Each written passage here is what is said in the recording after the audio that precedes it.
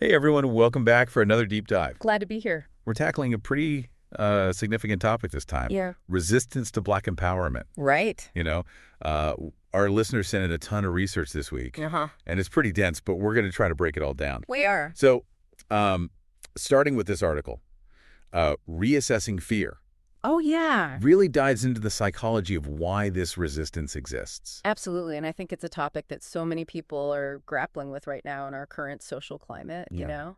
Right, yeah. And this article, like the core concept is that fear is this like massive psychological barrier Mm-hmm. that's preventing meaningful change, Mm-hmm. when it comes to like Black empowerment. Yeah, it's a natural human reaction to be a little afraid of the unknown or of things changing. Yeah, I get that, but it's hard to like wrap my head around how something of positive, Mm-hmm. like empowering people, empowering a group of people can be seen as threatening. Right. You know what I mean? Yeah, well, think about it. Like, let's say you've been told your whole life that a student group is less than or somehow inferior to you. Hmm. Then all of a sudden that group starts gaining power or starts demanding equality. Right. That can challenge your whole worldview. It can Sure. feel like a direct threat to your own identity, your place in the world. Okay. Yeah. The article refers to this as social identity theory, and basically it explains why some people cling so tightly to the status quo, even when it's clearly unjust. Interesting. So like they tie their self-worth to the power structure of their group. Exactly. And then when that's challenged, they feel threatened. Precisely. Okay, that makes a lot of sense, actually. The article also mentions that this fear isn't just this vague feeling. Right. Like it actually breaks it down into three distinct types of fear. It does. Can you talk about that a little bit? Yeah. So first you have the fear of change, this Yeah. idea that people are just uncomfortable with anything that disrupts the norm the way things have always been. Right. Makes sense. Then there's the fear of losing privilege. This is a big one. People who benefit from the current system.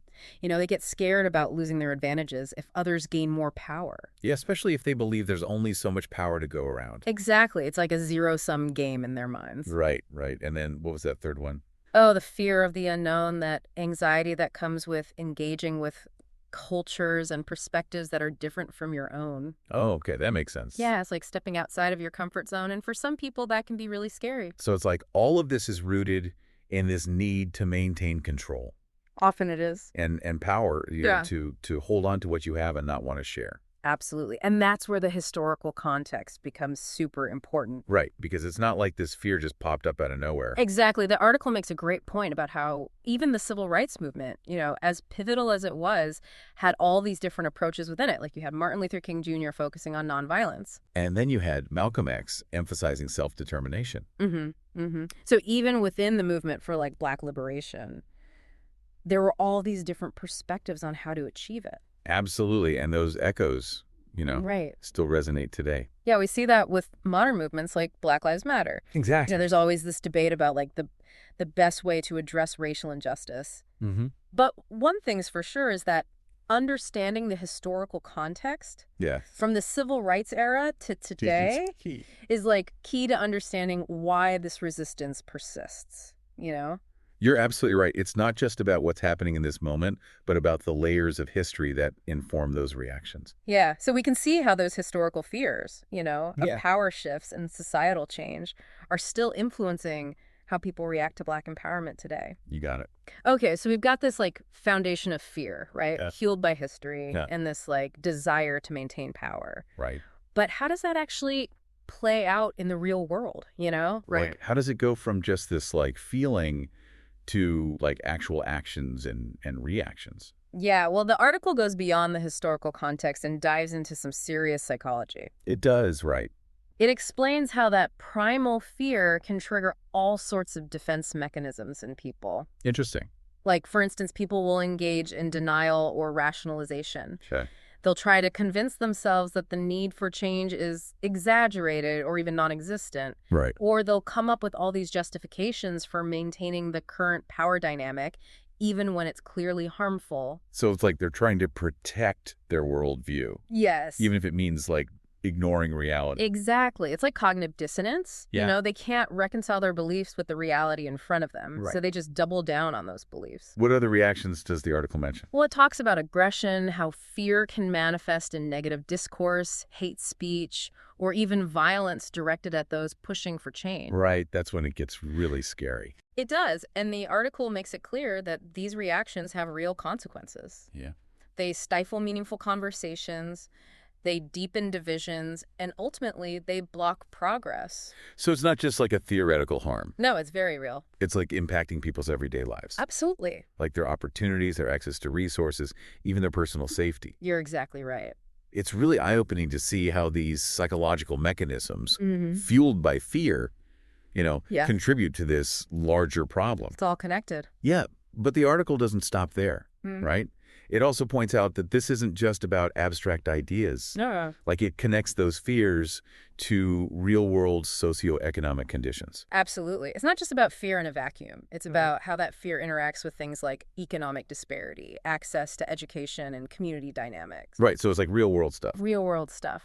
So let's talk about economic disparity for a second, like the gap between those who have and those who don't. Mm. How does that tie into resistance to Black empowerment? Well, it goes back to what we were saying earlier about the fear of losing privilege. Right. If you're in a position of economic power, the idea of others gaining a greater share can feel really threatening. Yeah. You're afraid of losing your resources, your way of life. Yeah. And the article mentioned the education gap, too. It does. How does a lack of education contribute to this resistance? Well, think about it. If you haven't had the opportunity to learn about the history of racial injustice, or if you've been exposed to biased information, it's easier to fall prey to fear and prejudice. It's like you're missing crucial pieces of the puzzle. Exactly. So you can't see the full picture. You got it. And then there's this phrase, community dynamics, Mm-hmm. which always sounds a little complex to me. Right. How does that factor into all of this? Well, imagine communities that have been historically segregated, Yeah. where inequality is just baked into the very fabric of daily life that breeds mistrust, makes collaboration difficult, and reinforces that us versus them mentality. So it becomes this like self-perpetuating cycle It does. where fear and inequality feed off each other. Sadly, yes. That's pretty bleak. It can be, but the article doesn't leave us hanging in that bleakness. Yeah. It goes on to explore how we can challenge these deeply ingrained patterns. And I'm guessing that exploration includes the role of media, right? Absolutely. Both traditional news and social media, Both. because they both have such a huge influence on how we perceive the world. You're right. The article points out that the media has a huge influence on how we perceive Black empowerment, and it often does so in ways that reinforce negative stereotypes. So how does that happen? I mean, it's not like they're being explicitly racist all the time. Right. It's often more subtle. Okay. Think about it. If news outlets constantly portray Black communities as problems to be solved rather than as agents of their own change, Right. it creates a very distorted image in the public mind. Yeah. And then there's the whole issue of sensationalism. Mm-hmm. Like, it feels like the media often prioritizes like the most dramatic stories over nuanced reporting. Yeah, they do. And it doesn't help matters. No, it doesn't. That focus on conflict and drama can really distort public perception and make it harder to engage in constructive conversations about these complex issues. It's like in their quest for clicks and views, Right. they're inadvertently fueling those existing fears and making progress even harder. That's a great way to put it. It's not always intentional, but the impact is undeniable. But it's not all bad news, right? No, I mean, social media can also be a tool for empowerment. absolutely. Yeah. It can give a voice to the voiceless, connect people with shared experiences, and even help organize movements for change. So it's like a double-edged sword. It is. Social media has the potential to be a powerful force for good, Mm-hmm. but we need to be mindful of its potential downsides, too. Yeah, like the spread of misinformation. Exactly. The spread of misinformation and negativity can do just as much harm as any positive impact. So we need to be critical consumers of information. Yes, especially when it comes to issues as charged as this one. Right. It's about being discerning, questioning what we see and hear, and seeking out diverse perspectives. I couldn't agree more. It strikes me that this isn't just about, out there forces like the media. Right. The article also gets very personal when it talks about our own biases. Yeah, you're hitting on a really crucial point. Hmm. The article emphasizes that personal bias, especially what's called implicit bias, plays a significant role in all of this. Can you remind us what implicit bias is again? Sure. Because it's one of those terms that gets thrown around a lot, but it's worth clarifying. Absolutely. Implicit biases are those unconscious attitudes and stereotypes we all carry around often without even realizing it. They come from our upbringing, the media. We consume all sorts of influences. Oh, okay. Yeah. And the article makes a link between these personal biases and the larger issue of systemic racism, right? It does. It's not just about individual prejudice. It's about how those biases are embedded in the very structures of our society. You're right on the mark. Systemic racism is what creates and reinforces those implicit biases. It's like a feedback loop. Individual biases contribute to systemic inequalities, and those inequalities in turn perpetuate those biases. So it's this vicious cycle that can be hard to break free from. It definitely can be, but the article offers some hope. Okay, good. It suggests that understanding these complex dynamics is the first step toward dismantling them. Okay, so that's where we start. It is. With understanding. With understanding. Okay. Yeah. So we left off talking about understanding these complex dynamics, all these factors that contribute to resistance to Black empowerment. Yeah, we covered a lot in the first part. We did. It's like it's not just one thing. Right. It's all these like intertwined historical, psychological, social, economic factors. It's a whole web of influences Yeah. that shape how people react to this idea of Black empowerment.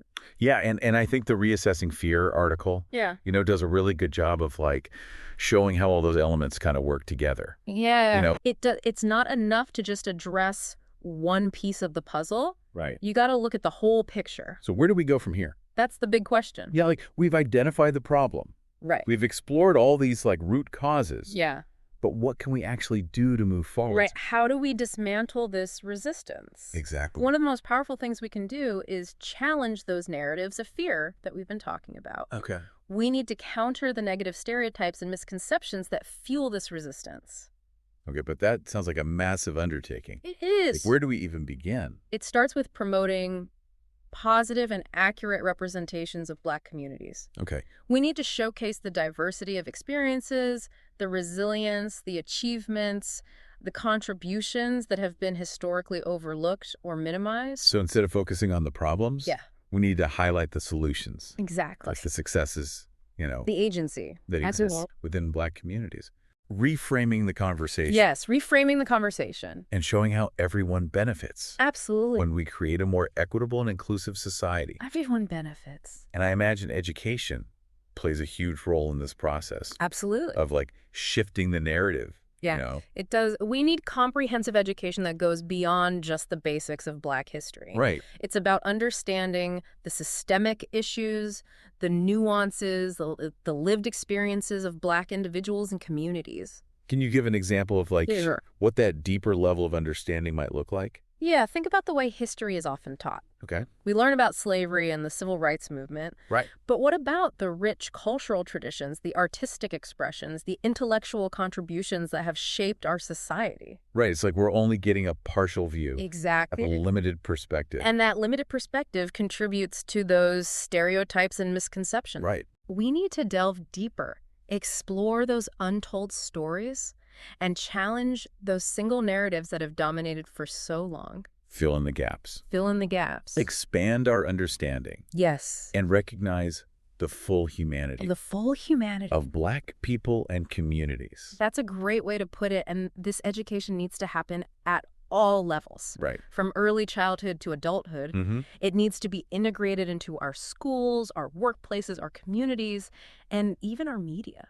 The article also talks about the importance of open and honest dialogue, It does. which seems like a crucial piece of this puzzle, It is. but it can also be incredibly challenging. You're right. It can be, these conversations about race and social justice can be very emotionally charged. Right. They can bring up a lot of discomfort, guilt, defensiveness, even anger. Yeah, I can see how that would be the case. Yeah, Like, these are really, like, personal and Oh. often painful topics to talk about. absolutely. But the article seems to suggest that we can't shy away from these difficult conversations. Mhm. We have to lean in. We have to. And that's precisely why it's so important to approach these conversations with empathy, humility, and a willingness to listen. So it sounds like it's more about building understanding than, like, winning an argument. You hit the nail on the head. It's about creating those safe spaces where people can share their perspectives, even if those perspectives are different from our own. Mm-hmm. And it's about being willing to learn from each other, even when it's uncomfortable. So active listening is key here. Absolutely. It's about truly hearing what the other person is saying,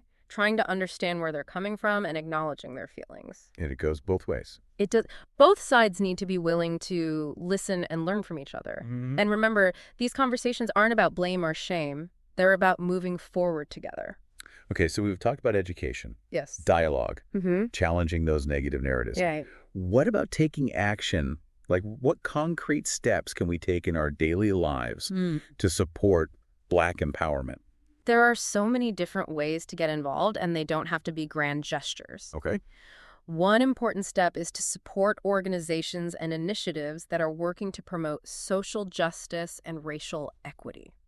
Can you give some specific examples? Sure, there are organizations that focus on education, healthcare, economic empowerment, criminal justice reform, and many other areas. There are national organizations doing incredible work, Right. but there are also local groups making a real difference in their communities. So there's a wide range of options, There is a wide range. depending on your interests and resources. Absolutely. And it's not just about donating money. Okay. It's about volunteering your time, using your skills, speaking out against injustice, and showing up for those who are marginalized. What about supporting Black-owned businesses? That's a powerful way to make a difference. How so? Supporting Black-owned businesses is a direct investment in Black communities, and it helps to close the racial wealth gap. So it's about putting your money where your mouth is, so to speak. Exactly. It's about making conscious choices that align with your values. Right, and it's not just about spending money. No. It's about spreading the word, Yes. recommending those businesses to your network, Absolutely. helping to create a more equitable economic landscape. You got it. We talked about individual action, but what about the role of government and policy? That's crucial. Yeah. That's a crucial aspect of creating lasting change. We need policies that address systemic racism and promote equality in all areas of life, Okay. from education to healthcare to housing to criminal justice.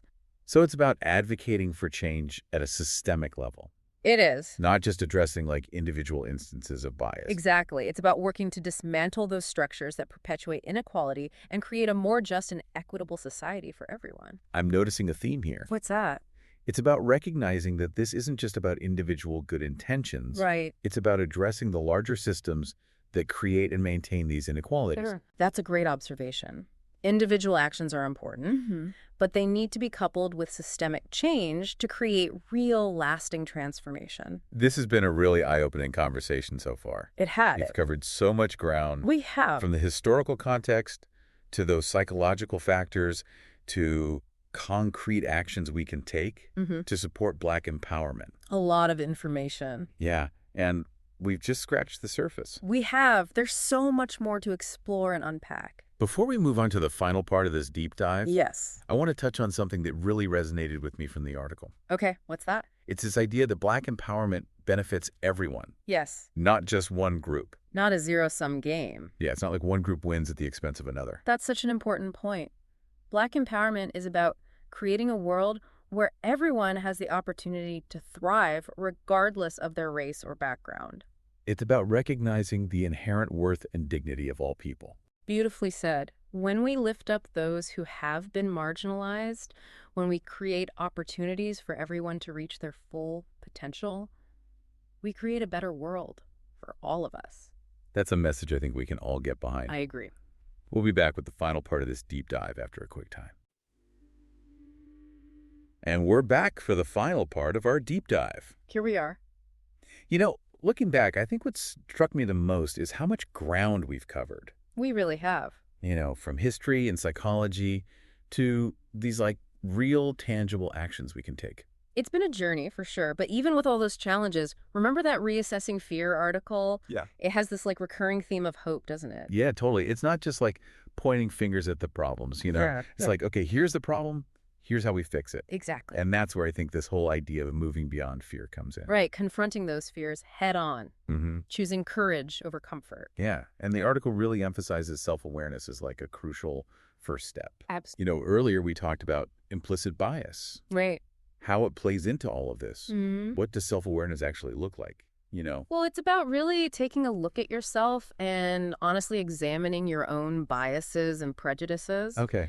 and understanding where those biases come from, the messages we've internalized, the ways we've been conditioned to think about race and power. So it's not just like acknowledging, oh yeah, I have biases. No, it's deeper than that. It's like, okay, how do those biases actually influence my thoughts, my actions? Right. How we interact with the world around us. Mm-hmm. It's about recognizing how those unconscious biases might lead us to make assumptions or judge others unfairly. Yeah, and that can be tough to admit. It can be uncomfortable for sure, Oh. confronting those parts of ourselves that we might not like. Right. But that discomfort is necessary for growth.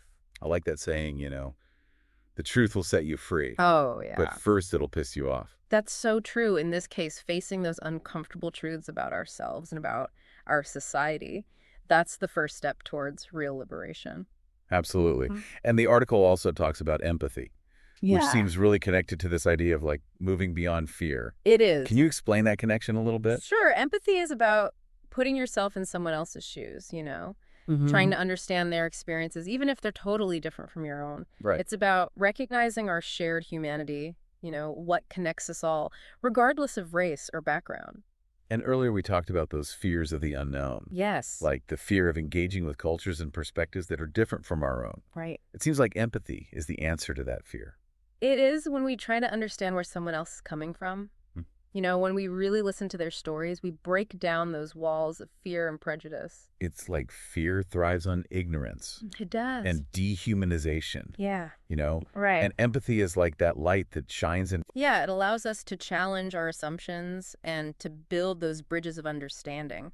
So how do we cultivate empathy? Like, is it something we're born with or is it something we can develop? I think we all have the capacity for it, but it's definitely a skill you need to practice. Okay, like a muscle. Exactly. The more you use it, the stronger it gets. So how do we exercise that muscle? One way is to expose yourself to diverse perspectives. Read books, watch movies, listen to podcasts that share different voices and stories. Let's step outside of our comfort zones. Exactly. Step outside of your echo chamber and actively seek out those perspectives that might challenge your worldview. And I think that's where the real power of empathy comes in. I agree. It helps us connect with others on a much deeper level. Right. See them as individuals with Yeah. their own unique experiences. Yeah, and to wrap up this deep dive, one last thought from that Reassessing Fear article that really stuck with me Okay. is that Black empowerment isn't a zero-sum game. Right. It's not about taking something away from one group to give to another. Exactly. It's not about one group winning at the expense of another. It's about creating a world